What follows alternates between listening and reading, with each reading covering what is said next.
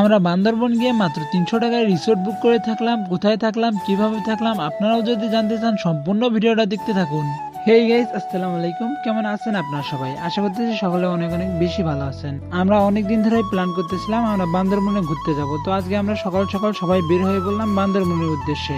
আর আমরা কিন্তু কালকে রংপুর থেকে চট্টগ্রামে এসেছি। চট্টগ্রামে এসে এক বড় ভাইয়ের বাসায় ছিলাম। তো কালকে রাত্রে আমরা এইখানে বাইকটা রাখার পর এইখান থেকে বাইকটা কোনোভাবে আর বের করতে পারতেছি না। তারপর কিন্তু আমরা অনেক কষ্টের পর বাইকটা বের করে ফেললাম ফাইনালি। আর গাইস, আমরা কিন্তু ফার্স্টে মহেশখালীতে যাবো। মহেশখালীতে অনেক অনেক সুন্দর নাকি জায়গা আছে। আমি টিকটকে অনেকদিন আগে দেখছিলাম, আজকে বাস্তবে দেখবো। আর আপনারা কিন্তু এই রোড দিয়েও কক্সবাজার যাইতে পারবেন। এই রোড দিয়ে অনেক তাড়াতাড়ি হবে আপনাদের। এই রোডটা অনেক সময় ফাঁকাই থাকে। এই রোড দিয়ে আমরা যাচ্ছি মহেশখালীতে। আর আপনারা যদি হাইওয়ে দিয়ে মহেশখালীতে যাইতে চান কখনোই আপনারা যাইতে পারবেন না। অবশ্যই মহেশখালীতে যাইতে হলে এই রোড দিয়ে আপনাদেরকে আসতে হবে। আমরা প্রায় 40 থেকে 50 কিলো রাইড করার পর ফাইনালি পৌঁছে গেলাম মহেশখালী রোডে।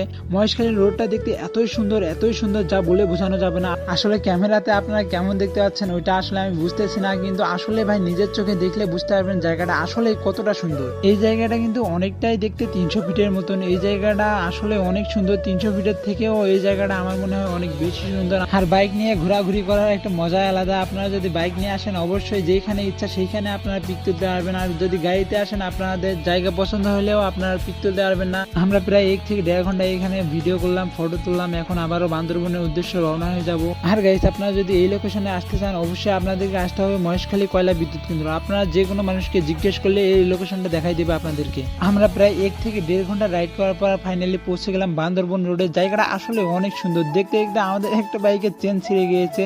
তারপর প্রায় এইখানে আমরা 1 থেকে 1.5 ঘন্টা বসেছিলাম। এইখানে বসে থাকতেও ভয় লাগতেছে। এই পাশ দিয়ে কিন্তু অনেক গাড়ি চলাচল করে, যে কোনো পাশে এসে গাড়ি উড়াই দিতে পারে। প্রায় 1 থেকে 1.5 ঘন্টা বসে থাকার পর ওদের বাইকটা ঠিক হয়, দেন আমরা আবারও রওনা হই।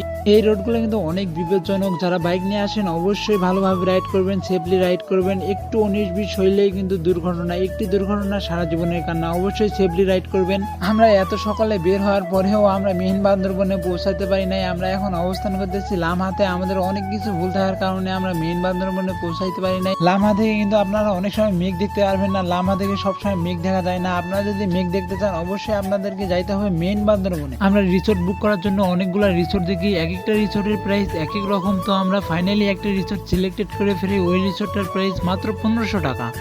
আর গাইজ, আপনারা কিন্তু রিসোর্ট বুক করার সময় অবশ্যই দরদাম ঠিক করবেন। দরদাম ঠিক করে এইভাবে রিসোর্ট বুক করবেন। আর আমরা কিন্তু প্রায় 8 জন ছিলাম, এই জন্য আর কি ভাগে অনেক কম করে পড়েছে। এই জন্য ধরতে গেলে ভাগে 300রও কম পড়েছে। তো গাইজ, আজকে ভিডিওটা এই পর্যন্ত। আল্লাহ হাফেজ, বাই বাই।